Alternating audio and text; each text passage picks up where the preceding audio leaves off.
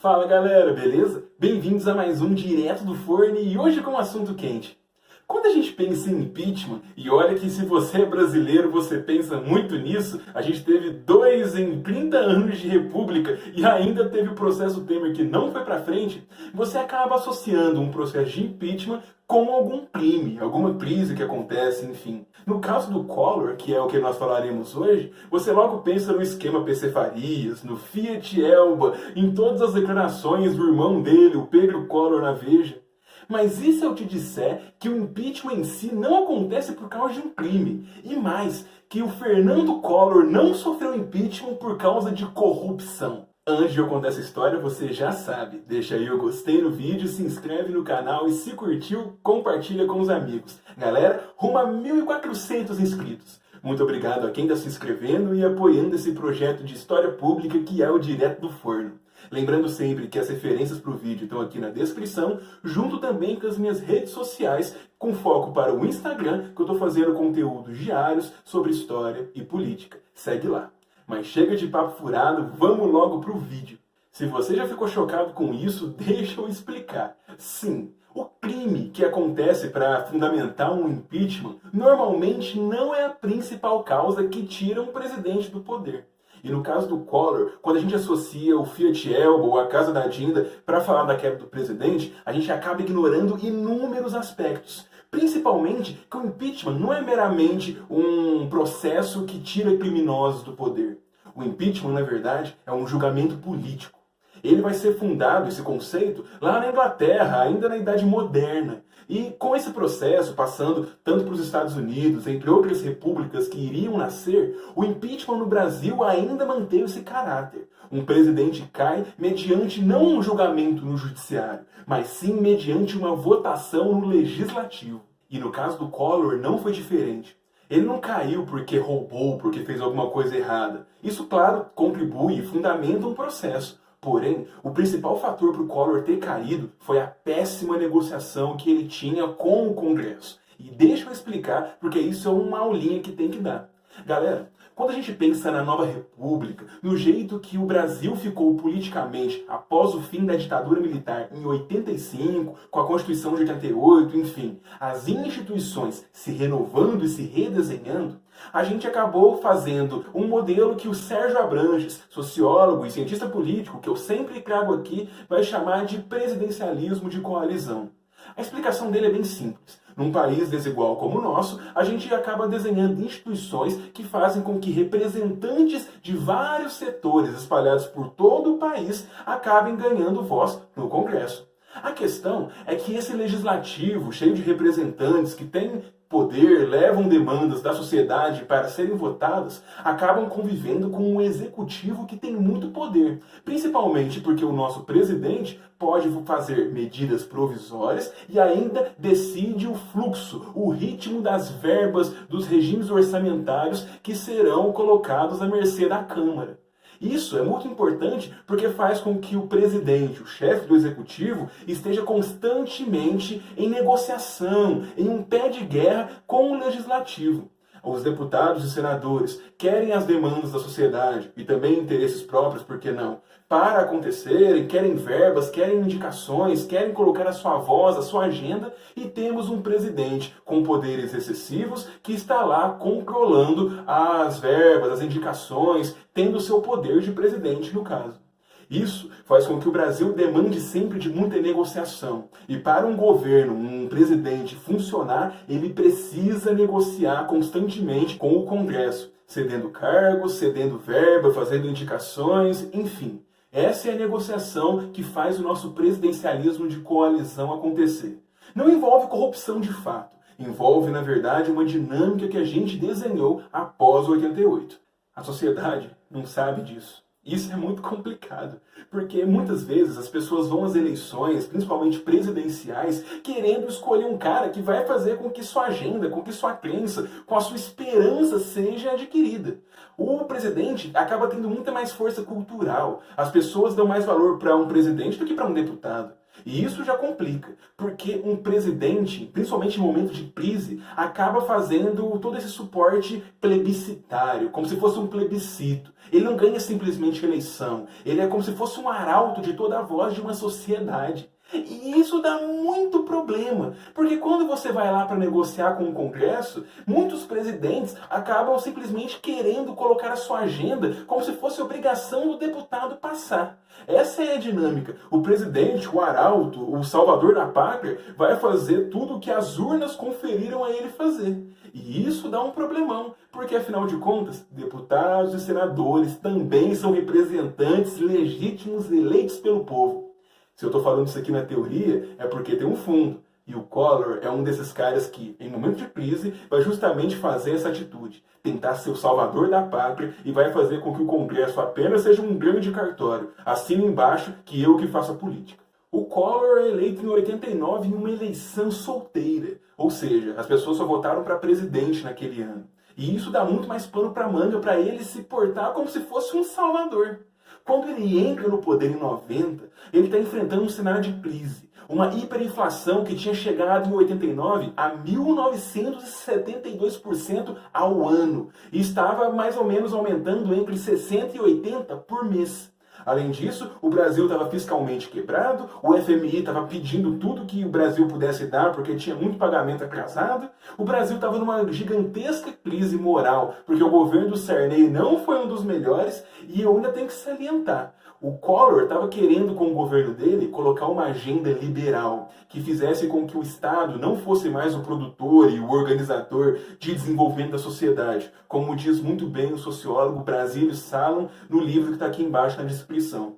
A ideia que esse autor coloca em cima do Collor é justamente que o presidente quer renovar as estruturas do Brasil, quer colocar um novo projeto de nação. E não à toa, o discurso dele vai se chamar Projeto de Reconstrução Nacional. É isso que ele fala quando ele toma posse. O Collor vai começar a fazer um monte de propostas, um monte de medidas provisórias, colocando na marra a agenda liberal dele, que ele entende de por liberal no caso. Privatizações, reforma administrativa, reforma do Estado, um monte de coisas que, se vocês quiserem um dia, eu falo sobre, porque o Collor é meu objeto de pesquisa. Mas o ponto é que o Collor vai fazer tudo isso na base da canetada, enfrentando um Congresso que estava indo para uma eleição. A eleição de 90 que iria renovar um Congresso para 91. Muita gente vai acabar passando o que o Collor está fazendo por causa do cenário hiperinflacionário. Então o Collor meio que se acostuma.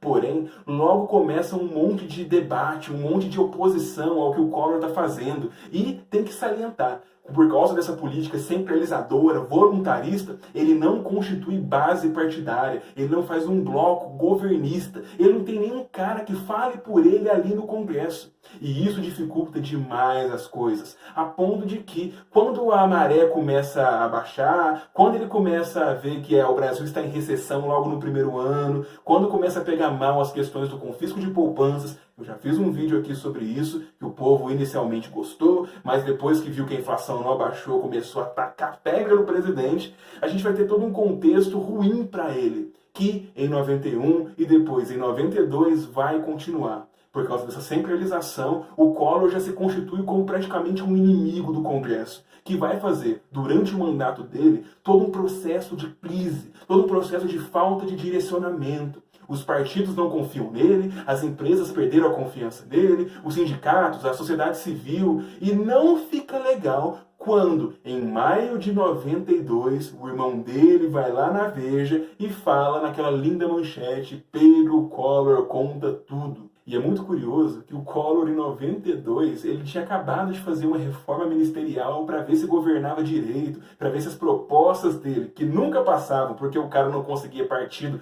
para apoiar os votos dele, se finalmente ia para frente. Ele coloca a PFL no ministério, PTB, faz um monte de negociação, fica amigo de Ricardo Fiuza, de Roberto Jefferson, sempre o Roberto Jefferson. Só que aí a situação fica complicada, porque o Brasil já está em crise, o Brasil não conseguiu acabar com a inflação, a recessão ainda estava ali, e essa indicação política de o Collor começar a negociar com o Congresso veio em tese tarde demais. E aí, quando vai se iniciar uma CPI para se investigar as posturas do presidente, quando se descobre o esquema PC Farias, que nada mais era. O PC Farias, ele era ex-tesoureiro, ou na verdade, ele era tesoureiro do Collor durante a campanha de 89. E ele nunca tinha ido embora completamente. Então, ele, junto ao presidente, fizeram um esquema de desviar recursos públicos para contas fantasmas e acabar pegando esse dinheiro, comprando coisas. É aí que o Fiat Elba do Collor entra, inclusive, que é um dinheiro que foi pego nesse esquema do PC Farias, de desviando recurso público. E a situação vai se complicando cada vez mais. PC Farias é chamado para depor em CPI, tem uma grande cobertura da mídia, começa a ter cada vez mais mobilização na rua, começa a ter os depoimentos da secretária Ana Artioli e do motorista Heriberto França, duas pessoas que vão fornecer provas que o Collor estava mexendo com o esquema do PC Farias, e tudo isso vai dinamitar muito e vai catalisar o processo de impeachment dele. Mas essa é a questão. Por mais que nós temos um crime para fundamentar todo esse processo, o esquema PC, toda essa dinâmica, a gente tem que pensar que já se tinha toda uma oposição do Congresso. O Collor já tinha toda uma dificuldade em negociar, já se tinha todo um ressentimento por parte dos partidos e da sociedade civil em seus múltiplos grupos que não queriam mais ele como presidente. A popularidade dele estava em baixa e a inflação estava em alta. Então a gente tem que entender que o cenário de crise era gigantesco. E muitos personagens políticos já queriam o Collor fora.